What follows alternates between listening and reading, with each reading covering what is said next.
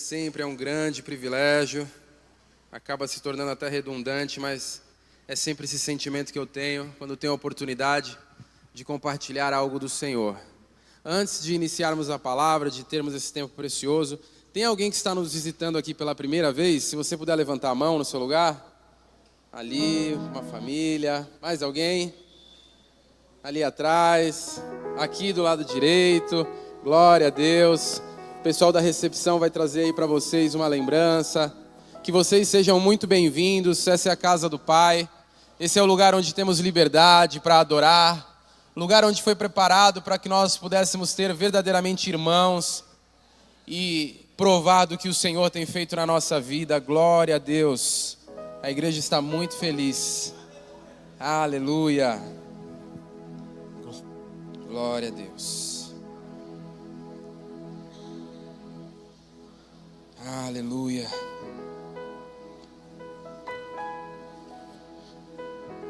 Aleluia. Meu irmão, minha irmã, Pastor Mauro, quando me comunicou, me solicitou, falou: Mateus, compartilha algo. Essa palavra ela é muito oportuna para os nossos dias. Nos dias de Jesus, ele estava ali passando pela cidade onde ele havia nascido, onde ele conhecia as pessoas, onde as pessoas conheciam a sua história.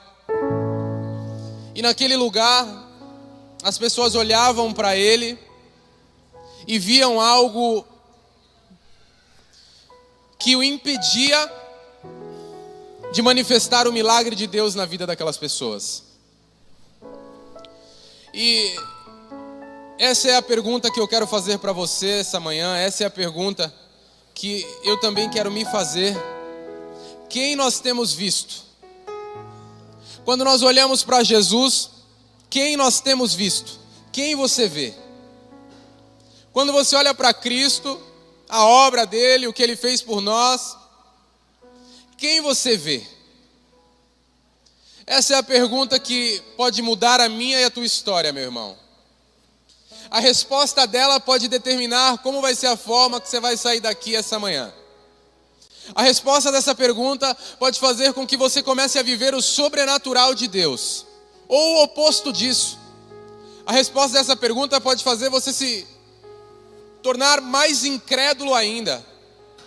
A resposta dessa pergunta pode fazer com que você deixe de experimentar o milagre de Deus na sua vida. Depende de você, depende da forma com que você vê. Depende da tua mentalidade, da minha mentalidade. E é isso que eu quero provocar nessa manhã. Essa mentalidade, essa responsabilidade. É responsabilidade nossa. A forma que nós enxergamos a Jesus. É uma somatória de informações, é uma somatória de conhecimento, é uma somatória de relacionamento que faz com que você tenha uma imagem de Jesus. Mas será que essas informações são verdadeiras? Será que você parou no meio do processo? Eu enxergo Jesus até aqui. A partir daqui eu já só de ouvir falar. A partir daqui eu já não tenho experiências. Eu só ouvi alguém me contar que ele faz isso. Mas, bom, eu não sei. E esse texto, ele vai falar um pouco disso. Eu gostaria que você abrisse comigo. Marcos capítulo 6, a partir do verso 1. Que você possa entrar na realidade desse texto e entender o que está acontecendo. Marcos capítulo 6, a partir do verso 1, diz assim: Saiu Jesus dali e foi para a sua terra, e os seus discípulos o seguiam. Ora, chegando o sábado, começou a ensinar na sinagoga, e muitos, ao ouvi-lo, se maravilhavam, dizendo: De onde lhe vêm estas coisas? E que sabedoria é esta que lhe é dada? E como se fazem tais milagres por suas mãos? Não é esse o carpinteiro, filho de Maria, irmão de Tiago, de José, de Judas e de Simão? E não estão aqui entre nós suas irmãs? E escandalizavam-se dele. Então Jesus lhe dizia: um profeta não fica sem honra, senão na sua terra, entre os seus parentes e na sua própria casa. E não podia fazer ali nenhum milagre, a não ser curar alguns poucos enfermos, impondo-lhes as mãos. E admirou-se da incredulidade deles. Em seguida, percorria as aldeias circunvizinhas, ensinando. Feche os teus olhos, meu irmão. Senhor, meu Deus, nosso Pai, nós te agradecemos pela tua presença nesse lugar. Pedimos para que o Senhor venha nos ensinar a te enxergar essa manhã, Pai. Pedimos para que as escamas dos nossos olhos caiam e nós possamos aprender da tua palavra e, mais do que simplesmente aprender, ter relacionamento contigo, Pai. Espírito Santo de Deus, faça a tua vontade nesse lugar, estabelece o teu reino, Pai, e que nós possamos, Deus, nos responsabilizar pelas nossas escolhas, que nós possamos, em nome de Jesus Cristo, ter o conhecimento de quem o Senhor é, para que no momento de dificuldade nós não venhamos a desistir, para que quando nós erramos nós não venhamos a pensar, mas eu não vou mais na igreja, mas eu não vou mais me relacionar. Não, esse não é o caráter de Deus, meu irmão. O caráter de Deus é de segunda chance. Que você, em nome de Jesus Cristo, mesmo que tenha tido momentos de incredulidade, possa pedir a Deus essa manhã para que transforme a tua mentalidade e você passe a crer e confiar nele, em nome do Senhor Jesus Cristo. É isso que nós pedimos e agradecemos. Amém. Meu irmão, esse texto nós então vemos essa história. Jesus Cristo tinha autoridade, ele tinha poder. Ele é o Filho de Deus. E ele estava naquele lugar e ele não pôde fazer milagres. Alguns poucos milagres. Por que ele não pôde agir? É porque faltava autoridade nele? Não. É porque faltava poder nele? Não. Ele era Deus. Mesmo sendo homem, ele era Jesus. Ele tinha toda a autoridade. Mas a incredulidade das pessoas, a falta de fé, a falta de intimidade, de conhecimento, fez com que elas não pudessem experimentar do poder do Filho de Deus. E quantas vezes não é assim na nossa vida? Quantas coisas não acontecem, mas não acontecem por quê? Sendo que Jesus tem todo o poder, tem toda a autoridade, ele pode mudar toda a história. Mas nós muitas vezes não experimentamos isso. E aí nós devemos nos perguntar, qual é o problema? E talvez nós tenhamos hoje a resposta de qual tem sido o problema. É a forma que nós temos visto Jesus. É a forma que os nossos olhos olham para Cristo. O homem natural, carnal, está preso ao que os olhos veem. O homem natural, o homem carnal, ele olha apenas aquilo que ele tem conhecimento. O homem natural só conhece o que os seus olhos percebem. Aqueles homens, quando olhavam para Jesus, só conheciam aquilo que podiam ver. Falavam da genealogia, falavam de quem ele era. E de longe diziam, mas como ele faz o que ele faz? Eu só conheço o carpinteiro. Eu só conheço aquele que é o filho de Maria. E paravam ali, bloqueando o poder de Deus de agir na sua vida. Enquanto outros talvez não o conheciam pela história, a genealogia, o que fez, o que deixou de fazer, mas conheciam quem ele era naquele momento. Olhavam para ele e viam uma autoridade. Olhavam para ele e já reconheciam que era um Senhor, um mestre. E é isso que nós devemos nos perguntar. Será que mesmo nós, estando aqui hoje, conhecendo a história, conhecendo os versículos, os livros, as passagens, talvez até as citando, temos olhado para Jesus da maneira correta? Ou eu estou cheio da palavra, do conhecimento da letra, mas não tenho experiência de vivência, de provar disso?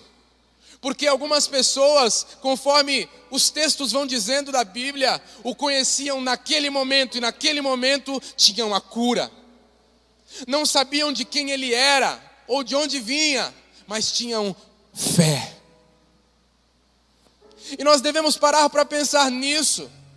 Eu sei que nós gostamos de emoção, nós gostamos de algumas situações, mas muitas vezes nós estamos no meio da multidão e a multidão sente muita coisa. Mas, meu irmão, e no teu individual, e na tua casa, e no teu trabalho, e na nossa vida, como nós temos vivido, como nós temos olhado para Cristo nas nossas dificuldades do dia a dia, como nós temos olhado para Ele quando nós estamos diante de uma impossibilidade. Eu conheço a Bíblia, conheço os textos da Bíblia, mas não se aplica na minha vida. Eu conheço a verdade, eu sei que está lá em Marcos, em Lucas, em João, mas essa situação eu vou resolver com a minha mão. E assim era aquele povo. Ele é Cristo, eu sei que ele é o filho de Maria, de José, eu sei que ele é carpinteiro, eu sei das coisas que ele fazia, da genealogia dele, mas as bênçãos, a cura, a libertação, é para aquele povo, para mim não. Porque como posso eu receber alguma coisa dele? E o texto nos faz pensar, meu irmão. Quando nós vemos a palavra de Deus e a verdade do Evangelho, nós sabemos que Cristo já fez todas as coisas. Tudo já nos foi liberado. Pelas pesaduras de Jesus nós fomos curados, sarados. Nós temos a libertação de cadeias. Quando ele morreu na cruz do Calvário, toda a cédula de dívida foi rasgada. Então a obra de Jesus Cristo está completa. Não falta mais nada. E nós temos experimentado dessa bênção completa em todas as áreas da nossa vida ou ainda falta algo? Mas falta por quê? Da parte dele ou da minha parte? E é isso que nós devemos nos perguntar, meu irmão. Existem perguntas que só nós podemos fazer. A minha intenção é provocar isso em você. A maioria das coisas que nós vamos viver na nossa vida, nós estaremos sozinhos. Somente nós e Deus. Não haverá alguém que ficará do nosso lado falando, olha, isso é uma lição, olha, isso aqui é porque uma coisa melhor vai vir. Não, nós estamos naquela situação e muitas vezes no olho do furacão, olhando só para a situação, para a realidade. E quantos não perdem a fé? Quantos não fraquejam? Não se esquecem de Jesus? Existe uma passagem que eu sempre me lembro e fala muito comigo, que é de um herói da fé. Esse herói da fé é Sansão. Sansão chegou a um determinado momento da vida dele que ele estava cego. Ele havia contado o segredo, o voto que ele tinha com Deus. Sua cabeça, seu cabelo foi raspado. Não havia mais força. Ele estava sendo humilhado, envergonhado. Mas ele lembrou de quem era o Senhor. Mas o estilo de vida dele, ele tinha poder, ele tinha força. Ele não ficava a cada momento ajoelhando e orando e pedindo, Deus dá-me força do alto. Não, ele tinha a força. O Espírito Santo estava nele e se manifestava nele, na vida dele. Não eram, e naquele momento o Espírito Santo não habitava, ele pairava, ele vinha sobre. Hoje o Espírito Santo mora dentro de nós. Então você já tem o suficiente para todos os momentos da tua vida. Eu não preciso para esse momento uma força especial. Eu não preciso para esse momento um poder especial. Não, você já tem porque mora em você. Esse é o Espírito Santo. Então, meu irmão, não é a questão de algumas situações. Sansão, o problema dele foi se esquecer do Senhor. Ele teve um problema que não foi provocado pelo Senhor, foi ele mesmo, quando se esqueceu de quem o Senhor era. E começou a viver somente a dor presente, começou a viver somente o problema que estava acontecendo. Então ele se submeteu àqueles homens. E o humilharam, o envergonharam e fizeram o que fizeram. Isso está no livro de Juízes. Mas de repente, ele lembrou. Meu irmão, talvez só falte você lembrar de quem é o Senhor. Não importa a situação, a circunstância, ele estava preso no templo de Dagon, com os seus 2 braços amarrados em correntes, envergonhado por todos os príncipes, os generais, todos os reis daquela época estavam ali, se gloriando, dizendo que aquele que era enviado de Deus estava sendo humilhado, e ele estava verdadeiramente ali sendo humilhado, mas tudo aquilo fazia parte do propósito de Deus para a vida dele, porque a palavra de Deus diz que ele matou mais homens na sua morte do que em toda a sua vida. Deus continua no controle, meu irmão, mas depende de você tomar posse daquilo que Deus já te deu. E nesse texto, continuando sobre o que está acontecendo aqui, o homem natural não experimenta, ele apenas questiona. Nós vemos aqui no texto que aqueles homens, eles questionavam, mas quem é esse que está fazendo isso, aquilo, outro? Mas ele não é o filho de Maria, ele não é o filho... Eles não queriam viver aquilo, eles queriam só questionar. Da mesma forma, eu sempre trarei esse exemplo, Sansão poderia ficar ali dizendo, mas eu mereço isso, mas eu não sou nada, mas é isso mesmo, e morrer e acabar a história. Não. Eu não sei qual é o momento da tua vida, eu não sei qual é a situação, meu irmão, mas Jesus Cristo está presente aqui nesse lugar, com os braços abertos para você. Esse exemplo e esse herói da fé nos faz pensar, porque senão teriam excluído ele da Bíblia, senão Deus não teria o escolhido. Mas quando Deus nos dá a oportunidade de conhecer a história de Sansão, de um homem que errou, falhou, que escolheu o erro, quebrou todos os seus votos, tomou bebida enquanto não podia beber, tocou no morto quando pegou o mel do leão, e tantas outras coisas, ele quebrou todos os votos, um a um. Mas quando se lembrou do Senhor, o Senhor voltou a habitar nele. Eu não sei quais foram os votos que você quebrou, os erros que você cometeu, mas existem algumas opções que a Bíblia nos dá. Você pode estar em um momento de incredulidade e viver esse momento de incredulidade, ou você pode, mesmo estando no momento de incredulidade, escolher crer. Isso não depende de ninguém, depende de mim e de você. Isso não depende de quem viu você errar. As pessoas que viram Sansão errar poderiam só condená-lo, e ele poderia se vitimizar, aceitar, dizer realmente eu mereço. E tantos outros homens da Bíblia. Moisés, quando matou um egípcio e fugiu, poderia aceitar a condenação, a vergonha e ficar naquela posição. Tantos outros homens. Jeremias, o livro de Lamentações, ninguém nunca acreditou nele, o livro inteiro, são vários e vários capítulos. E ele profetizava, dizia, e ninguém nunca acreditava, mas ele nunca deixou de crer.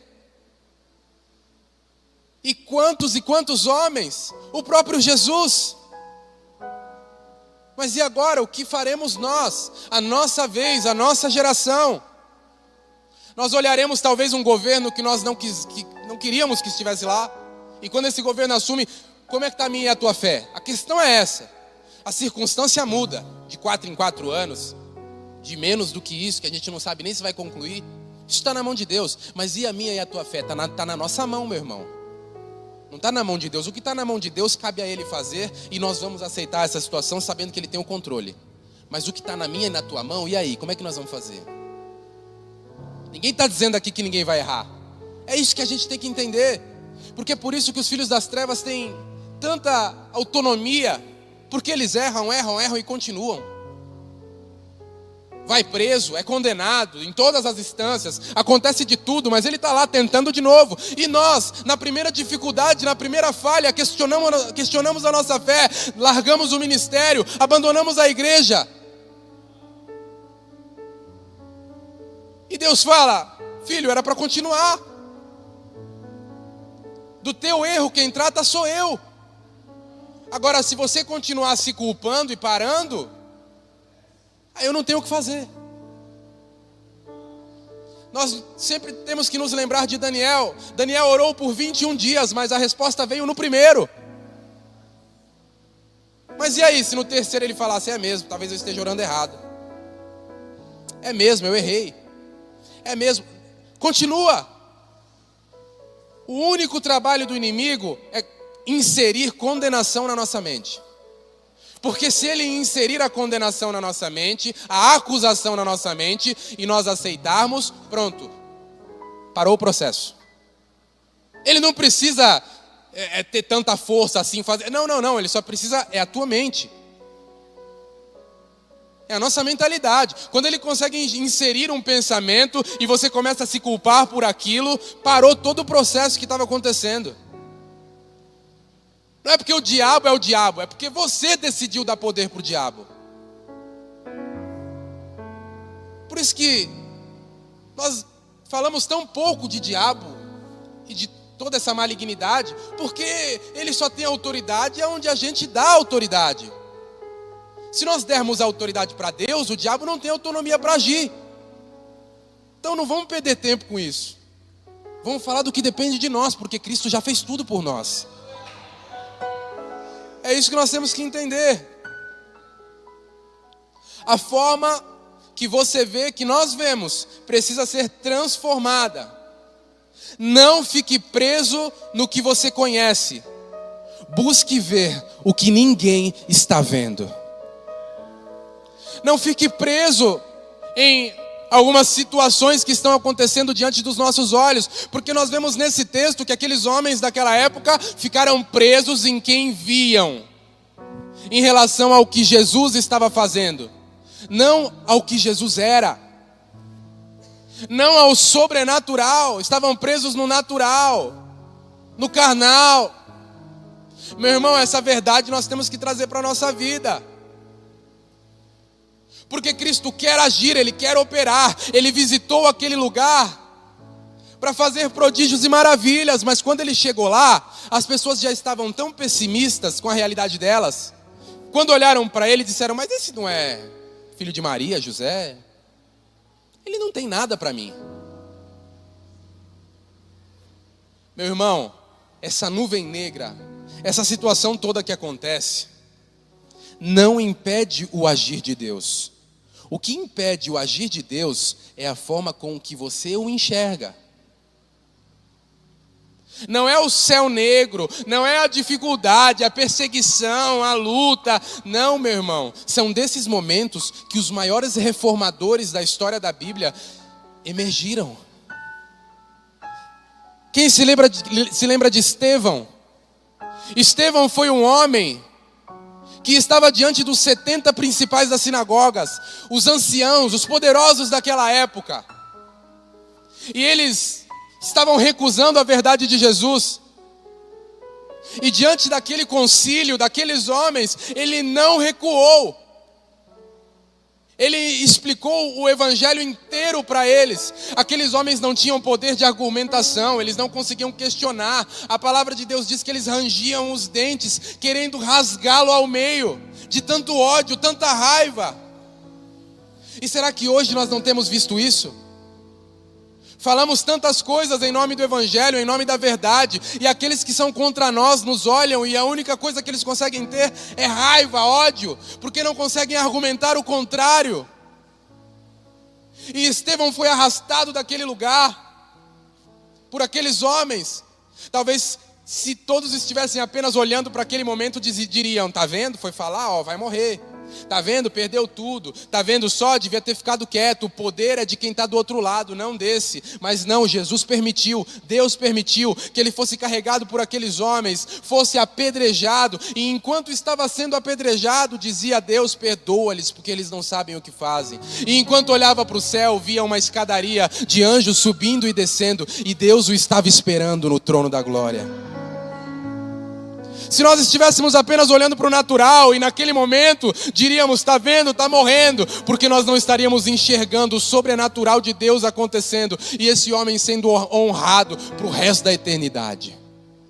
E sendo falado hoje aqui, enquanto aqueles que achavam que estavam vencendo, nós não sabemos nem quem era, apenas fazem parte da história.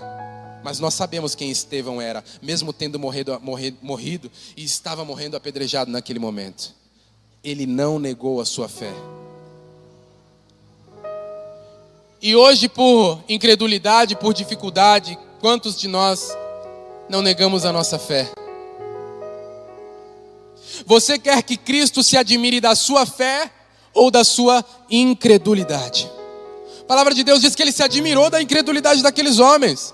Mesmo sabendo tudo que ele era, tudo que ele tinha feito, milagres, prodígios, maravilhas, a história conta isso. Domingo passado foi falado, retrasado. É como se agora Jesus estivesse presente como ele está, mas em carne aqui. E você olhasse para ele e dissesse, realmente, ele fez isso, aquilo, outro, mas, pô, ele não é aquele que é que nem eu? É a mesma situação, é a mesma circunstância. A incredulidade impede com que o Senhor haja na minha e na tua vida. A falta de fé impede de experimentarmos o mover de Deus. Muitas vezes nós falamos do que Deus quer fazer por nós, e nós falamos muito disso, mas isso é fato. Mas será que nós queremos receber? Será que nós estamos prontos, preparados, temos entendido o que precisa ser feito para receber? Porque se nós só ficarmos pedindo e pedindo errado, por causa da nossa mentalidade, nós não provaremos. Então por isso que nós devemos sempre nos examinar, pensar sobre isso. Quando mudarmos a nossa mentalidade, Jesus começa a operar. Quando mudarmos a nossa forma de pensar, de agir, Ele começa a fazer o impossível. Não olhe especificamente para um governante esperando que ele seja o seu salvador. Nós precisamos falar sobre isso. Nós já sabemos, já oramos, clamamos, meu irmão, mas o poder está nas mãos de Deus e não dos homens. Senão, qualquer vento de doutrina, qualquer outro consegue nos manipular. Só de usar um versículo. Mas nós temos que pensar, o único que tem o domínio, a autoridade, o poder sobre a minha vida é Jesus Cristo. A palavra de Deus diz que se um anjo de luz aparecer para você e disser algo que está contrário ao que está na palavra de Deus, é anátema. Diga que não, repreenda. Então não é a aparência ou a forma que se apresenta, mas é se contém Jesus ou não. Para resumir, se contém Jesus ou não. Não é se a palavra é bonita ou se o que eu estou dizendo é agradável. Não, contém Jesus no que está falando, então está certo. Não contém, está errado. Nós devemos ter essa mentalidade. Nós somos igreja de Cristo. Meu irmão, essa é nossa identidade. Nada vai mudar isso. Independente de qualquer coisa ou de qualquer situação, igreja de Jesus Cristo. Esse templo é um templo de Jesus Cristo. E eu costumo dizer, no tempo dos 12 discípulos, no tempo em que aqueles homens estavam ali pregando o evangelho e eram perseguidos, aconteceu uma situação de, novamente, os principais da sinagoga pegarem os discípulos, levarem diante do concílio e falar, ou vocês param de pregar, ou nós vamos te matar. Ou nós vamos matar todos vocês. E para ficar claro isso, vai tomar chibatada. Todo mundo apanhou. E sabe como é que eles saíram de lá? Celebrando, glorificando a Deus, porque Deus os achou digno de apanhar por causa do evangelho. E hoje é o primeiro sinal de alguma perseguição ou de alguma situação, nós questionamos a fé? Ué, Deus não precisa de defensor da igreja, meu irmão. O defensor da igreja é Ele. E Ele tem nos preparado todos os dias para morrer. Ou Ele tem nos preparado para ser governante e rei? Ele tem nos preparado para nos negar a nós mesmos, todos os dias. Por isso que é tão difícil o evangelho. Parece fácil, parece simples, mas a porta é estreita. E quando eu falo tudo isso para vocês, meu irmão, eu tenho consciência de que eu sou o que mais preciso aprender. E não falo isso com falsa modéstia, não. Eu tenho esse conhecimento, mas você acha que eu coloco tudo isso em prática? É fácil? Não, meu irmão, não. É difícil. Para todos nós é difícil. Ninguém aqui está sofrendo um plano maligno para... Meu irmão, todos nós, a nossa carne vai sempre querer o contrário. Eu quero a facilidade, eu quero o que é bom para mim. Enquanto isso, chega o evangelho e diz assim: negue-se a si mesmo. Se você amar o mundo, você não tem a mim. Eu quero emoção, eu quero me mover. Mas e aí, quando chegar o momento de dizer não porque você quer? Meu irmão, hoje nós estamos falando da essência. Porque senão nós corremos o risco de termos Jesus, de estarmos com Cristo diante de nós, e Ele olhar para nós e dizer: eu estou aqui, mas eu não posso fazer nada.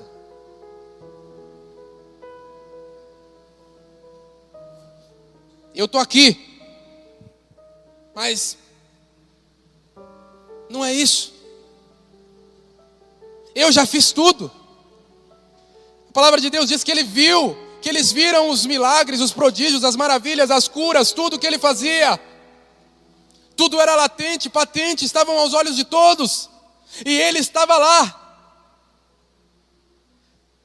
querendo fazer, mas Ele se impressionou com o tamanho da incredulidade daqueles homens. Os homens olhavam para o natural. Meu irmão, Jesus Cristo, e nós precisamos sempre entender isso. Não é possível que nós não entendamos que Ele é o Senhor do Senhor e o Rei dos Reis, depois de tudo que nós ouvimos, tantos domingos, tantas quintas-feiras. Aqueles homens nas arenas romanas que, enquanto eram devorados por leões, estavam louvando. Que fé é essa? Enquanto nós, quando algumas vezes tocam em algumas coisas que nós queremos ou desejamos, estamos dispostos a questionar, a parar. Será que nós estamos olhando para o Jesus certo? Não o Jesus que quer fazer a minha e a tua vontade e nos satisfazer plenamente, mas o Jesus que quer mudar o meu e o teu coração, para que nós possamos estar preparados para a eternidade. Essas palavras que eu digo talvez não sejam tão agradáveis, para mim também não é. Você acha que eu não sou de carne e osso? Nós temos tantas perspectivas, mas quando nós conhecemos a Jesus, nós temos que dizer: Senhor, eu confio em Ti, independente do que aconteça na minha vida. Jesus, eu creio em Ti, mesmo que tudo dê errado. Jesus, o Senhor é o meu Salvador, mesmo que quando pareça que eu vou ser salvo, eu não seja salvo. O Senhor é o autor e consumador da fé, mesmo que talvez a minha oração não seja respondida como eu desejo que seja. Mesmo que eu jejue, lembra de Davi, quando teve o seu filho acometido de uma doença? Ele ajoelhado, orando, clamando, não queria que o filho morresse. Ele orava, clamava, o homem segundo o coração de Deus. Deus, não leva o meu filho, Deus, em nome de Jesus, Deus, em nome de Jesus não, porque não tinha Jesus naquela época. Mas ele orava com toda a autoridade, com todo o poder que tinha, autonomia, rei Davi, até que o filho morre. Ele levanta, lava o rosto, é questionado: mas está tudo bem? Ele fala: está tudo bem. Porque enquanto Deus não deu uma resposta, eu faço a minha parte. Mas no momento em que Deus dá a resposta, eu creio e eu confio nele. Fim de papo. Toca a vida. Segue o barco. E assim nós devemos fazer, meu irmão. Jesus não é somente aquele que eu devo conhecer a história. Ele é aquele que pode mudar a minha e a tua história. Ele não é aquele que eu devo apenas ler como um livro para adquirir conhecimento. Ele é aquele que eu devo ler e conhecer para que ele more dentro de mim. Ele é aquele que diz: se você conhecer só a letra, ela vai te matar. Mas se você conhecer a letra e o Espírito que habita na letra, ele vai te vivificar. Por isso que muitos têm conhecimento da lei, muitos têm conhecimento da letra, como os fariseus daquela época, que perseguiam o evangelho em nome de Deus. Que coisa estranha. Que mesmo que todos os sinais estavam ali diante dos seus olhos, se negavam a ver isso e diziam: esse não é Jesus, o Filho de Deus, é um herege. Porque escolhiam claramente o engano e a mentira. A palavra de Deus diz em Apocalipse que eles serão os primeiros a ver Jesus vindo, na sua vinda. Porque escolheram, mesmo que todos os sinais estivessem diante dos olhos dele, Mesmo que a morte de Jesus tenha sido dita, proclamada há milhares de anos atrás, eles escolheram a mentira, eles escolheram matá-lo, porque não queriam renunciar o seu estilo de vida. No momento em que os fariseus o reconhecessem como Jesus, eles deveriam deixar a sua glória, o seu poder, a sua influência aos pés de Jesus Cristo. Mas eles não estavam dispostos a fazer isso. Por isso preferiram a mentira e o erro, porque teriam que renunciar às suas posições. Mas será que nós estamos dispostos a deixar tudo de lado? O que achamos que é tudo, porque quando olhamos para Cristo vemos que o tudo nosso é nada. Não é fácil, meu irmão. Esse é o evangelho que eu penso todos os dias. Ele não é fácil, não é simples. Temos que aprender a ouvir não. Temos que aprender a ouvir não, é agora. Não é aceitar a derrota, é aceitar o processo de Deus nas nossas vidas. Não é aceitar o não, é aceitar o processo de Deus do não nas nossas vidas. É aceitar o silêncio de Deus nas nossas vidas. Mas o que depende de mim e de você, meu irmão? Conhecendo a história, nós lembramos que Moisés estava conduzindo o povo para atravessar o Mar Vermelho. E quando ele estava diante do mar, os egípcios atrás, os perseguindo para pará-lo, ele decide naquele momento parar e orar.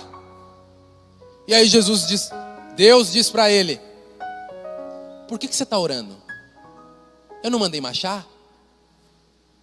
Por que você... Meu irmão, não queira usar a sua fé em momentos específicos. Você tem a fé. Se a decisão estiver na tua frente e você tiver que tomar, e você tiver uma convicção no teu coração, meu irmão, tome a decisão. Ou você tem relacionamento com Deus ou não. Eu sou um pouco precipitado. A Flaviane, que me conhece bem, ela sabe que às vezes eu tomo algumas decisões e eu tomo decisão mesmo. Saio de um emprego, vou para o outro, faço uma situação porque eu tenho convicção que é aquilo. Não há espaço para dúvida, para medo, vamos embora. E foi nos maiores momentos da minha vida, de decisões. Olha, a oportunidade chegou, eu estou crendo que é uma oportunidade de Deus. Eu vou lá e decido e faço. E, meu irmão, ou a gente vive uma vida de fé, ou então não dá. Não é um poder que você guarda na gaveta, pega depois. Não é uma autoridade que você guarda ali, depois você fica pegando e guardando de novo. Não é uma identidade de filho que eu cometo um erro, eu falho e aí a partir de agora você não é mais meu pai. Quantas vezes eu errei com meu pai, mas meu pai deixou de ser meu pai? A minha mentalidade que mudava, porque aí eu escolhi a rebeldia, mas meu pai estava me esperando. E será que Cristo não é assim? Ou muito mais? E é isso que temos que pensar, senão Satanás ele não tem uma grande coisa, não, ele coloca uma pedrinha, porque você mesmo tropeça e aí você mesmo se afasta. É isso que ele faz. Ele errou, bom, não preciso fazer mais nada, agora ele vai se tornar o próprio demônio dele e vai ficar se condenando lá. Ele falhou, conseguiram, é só fazer ele falhar, agora pelo menos uns 2 anos esse cara vai ficar parado aí. Isso aí vai ficar uns 4 anos parado, só se condenando lá. E aí, e eu e você? E nós?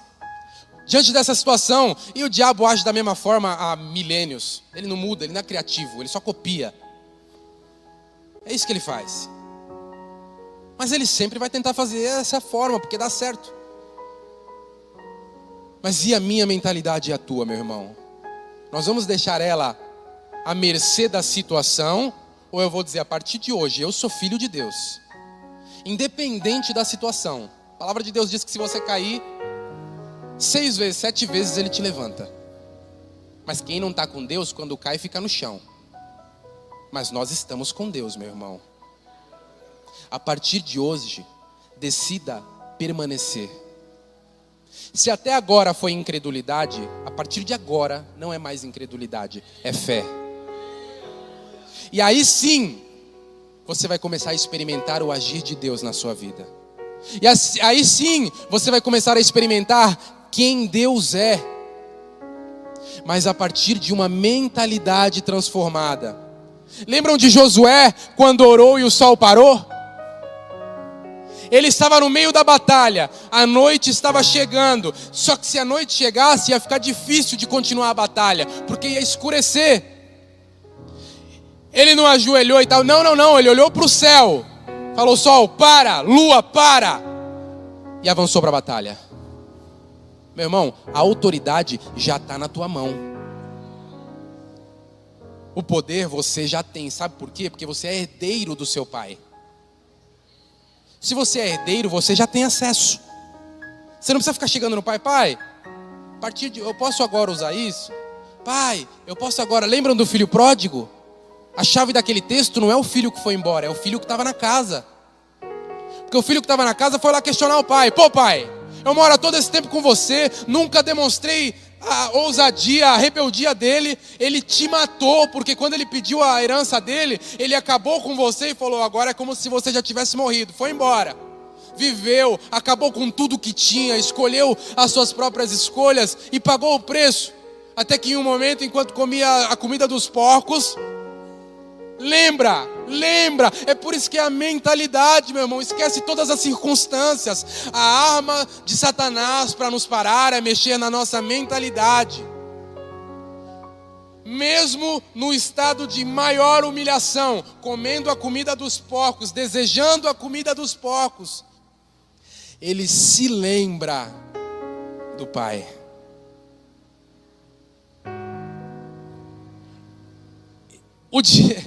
E acaba sendo tão impressionante que o diabo ele faz o trabalho de nos humilhar o máximo que ele pode. Mas ele não entende que, na verdade, quando ele nos humilha o máximo que ele pode, é aí que nós nos lembramos de quem o Senhor é. Eu não sei se você precisa chegar nessa situação de máxima humilhação, ou se você pode, a partir de hoje, dizer assim: não, eu não preciso chegar lá. Eu vou me lembrar de quem o Senhor é. E quando ele se lembra daquilo, ele fala: mas nem os funcionários do meu pai passa o que eu estou passando, então eu vou voltar. E quando ele volta, o pai o vê de longe. E o filho estava com um texto ensaiado, com uma história pronta, dizendo: pai, pequei contra os céus, pequei contra ti. E enquanto ele estava dizendo, o pai nem deixa ele terminar o que estava dizendo. Pode parar, eu sei quem você é, eu estava te esperando. O dia que você saiu, eu já estava esperando você voltar. Pega o anel de honra, troca as vestes dele, pega o novilho, manda matar e vamos celebrar, porque o filho voltou para casa. Mas é aí que nós devemos pensar, meu irmão, e é aí que está o problema e a mentalidade. Havia um filho que havia permanecido na casa, que tinha acesso a todas as coisas do pai. E aí ele pergunta para o pai: pai, eu moro com você há todo esse tempo. Eu estou na tua casa e faço o que você manda todos os dias. E você nunca matou um novilho para mim. E aí o pai fala: mas o que você estava esperando? É tudo teu. Meu irmão, é aqui. As piores cadeias, as piores prisões são aqui. Enquanto aquele filho tinha acesso a tudo, vivia como um prisioneiro. E o outro filho, que achou que agora iria ter acesso a tudo, voltou para a casa do pai e disse: pai, o meu problema não era o que acontecia aqui. O meu problema era o que acontecia aqui. E aí ele começou a experimentar a verdadeira liberdade. O outro filho nós não sabemos, porque o texto se encerra ali, mas se encerra ali propositalmente, porque é para nos provocar e dizer: estamos prontos a julgar aquele que escolhe viver a sua própria sorte. Mas e você que fica? Como é que está a tua mentalidade? Como é que está a tua forma de pensar? Nós temos que pensar nisso todos os dias, meu irmão. Eu gostaria de ler 2 textos, não precisa abrir. Se quiser abrir, fique à vontade. João 14:6. Respondeu-lhe Jesus: eu sou o caminho, a verdade e a vida. Ninguém veio ao Pai senão por mim. Se vós me conheceis a mim, também conhecereis a meu Pai. E já desde agora o conhecereis e o tendes visto. Disse-lhe Filipe: Senhor, mostra-nos o Pai, e isso nos basta. Respondeu-lhe Jesus: há tanto tempo que eu estou convosco e ainda não me conheces, Filipe. Que me viu a mim, quem me viu a mim, viu o Pai. Como dizes tu, mostra-nos o Pai. Não crês tu que eu estou no Pai e que o Pai está em mim? As palavras que eu vos digo, não as digo por mim mesmo, mas o Pai que permanece em mim é que faz as suas obras. Crede-me que eu estou no Pai e que o Pai está em mim. Crede ao menos por causa das minhas obras. Em verdade vos digo, que aquele que crê em mim, esse também fará as obras que eu faço, e as fará maiores do que estas, porque eu vou para o Pai. E tudo quanto pedires em meu nome, eu o farei, para que o Pai seja glorificado no Filho. Se me pedirdes alguma coisa em meu nome, eu o farei. E eu rogarei ao Pai, e Ele vos dará outro ajudador, para que fique convosco para sempre. A saber, o Espírito da verdade, a qual o mundo não pode receber, porque não o vê nem o conhece, mas vós o conheceis, porque Ele habita convosco e estará em vós. Mateus 11, vinde a mim, todos os que estáis cansados e oprimidos, e eu vos aliviarei. Vinde a mim todos os que estáis cansados e oprimidos, e eu vos aliviarei. Tomai sobre vós o meu jugo, e aprendei de mim, que sou manso e humilde de coração, e acharei descanso para as vossas almas. Porque o meu jugo é suave e o meu fardo é leve. Essas são as promessas de Jesus Cristo para mim e para a tua vida, meu irmão. Esse é o Jesus Cristo que nós temos que conhecer. Qualquer outro que seja diferente do Jesus Cristo do Evangelho, meu irmão, questione. Mas o Jesus Cristo do Evangelho, ao qual nós conhecemos, não por ouvir falar, mas por experiência com Ele, que nós conhecemos porque andamos com Ele. Alguns andam talvez um pouco menos, outros andam um pouco mais. Mas, meu irmão, aqueles dois homens que estavam no caminho de Emaús, tristes, porque Cristo havia morrido na cruz, e questionando: ué, mas Ele era o Salvador, Ele era aquele que tinha autoridade, o domínio, Ele era aquele que esperávamos que nos libertaria. Morreu. Puxa vida, e agora o que faremos? E aí um homem se achega junto a eles, começa a caminhar com eles e dizer: ué, o que está acontecendo com vocês? Ué, e a fé que vocês tinham, cadê ela? E eles caminhando, ouvindo algumas palavras dele, o convidaram a comer. Não, fica com a gente, fala um pouco mais. Eu estou gostando do que você está falando. E eles sentam na mesa, e aquele homem que estava com eles contando a história, mas ele prometeu que voltaria, ele prometeu que ressuscitaria, não era o fim dele naquele madeiro, aquilo fazia parte da história, porque antes daquilo acontecer, ele já disse que aconteceria, então aquilo fazia parte do processo. E colocando fé no coração daqueles homens, de repente, quando eles iam ceiar, quando eles iam comer o pão, aquele homem some, e aí eles acordam, os olhos deles abrem e dizem: Ele era Jesus. Ele é o pão da vida, por isso que Ele tinha que morrer naquela cruz, para que eu e você pudéssemos hoje desfrutar dessa liberdade. O sangue dele precisava ser vertido naquele madeiro, porque era aquele sangue que pagava o meu e o teu pecado. E eles disseram: não ardia em nosso coração enquanto Ele falava? Meu irmão, essa manhã eu creio que o Espírito Santo de Deus está ardendo no teu coração. Que nós possamos, nós, quando eu digo nós, é todos nós, inclusive eu, principalmente eu, nós possamos tomar um choque em nossos corações e dizer: Deus, me perdoa pelas vezes em que acreditei mais no que eu via do que em quem o Senhor era. Mas a partir de hoje eu quero experimentar do sobrenatural do Senhor na minha vida. Você pode se colocar de pé no teu lugar, meu irmão?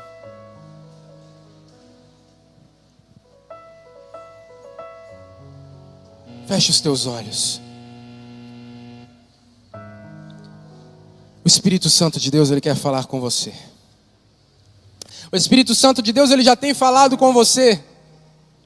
tem me usado essa manhã para falar com você, meu irmão. A palavra de Deus diz que ele levantou o rei Davi, não porque Davi era não, mas era por amor ao povo. O Espírito Santo de Deus, quando me escolheu e me trouxe essa manhã, não é porque não é nada disso, é porque Ele ama vocês. Eu faço apenas parte daquilo do que Deus quer fazer. Nada demais tem em mim. Pelo contrário, talvez o maior dos pecadores daqui de dentro seja eu. Mas aprove ao Senhor te dar a oportunidade e me dar a alegria de poder testemunhar o que Deus vai fazer na tua vida a partir da sua decisão. O céu, ele responde a ações. Quando nós tomamos uma atitude, o céu responde. Quando nós dizemos sol para, o sol para. Quando nós dizemos lua para, a lua para. Quando nós dizemos mar abre, o mar abre. Quando nós dizemos você está curado, a cura vem. Quando nós dizemos as cadeias serão agora destruídas, elas são destruídas. Então todas as nossas ações geram reações dos céus. Meu irmão, eu não sei o que o diabo tem tentado colocar na tua mente. Eu não sei qual é o erro, o pecado que ele tenta te parar e dizer você não pode. Você não pode prosseguir. Eu não sei quais são as feridas de Naamã que estão sobre nós e que apenas nos defendemos com uma armadura, dizendo que não tem nada, que está tudo bem, mas por dentro a podridão. Quando nós nos desnudarmos diante de Deus, é aí que a cura vem. É aí que a transformação, a libertação vem. Mas nós precisamos nos humilhar diante de Deus. E o que eu gostaria de dizer a nós, a mim principalmente, eu seria o primeiro a me derramar. Porque, meu irmão, nós precisamos reconhecer e pedir: Deus, eu quero entregar a minha vida nas tuas mãos e deixar todo lugar, toda área de incredulidade.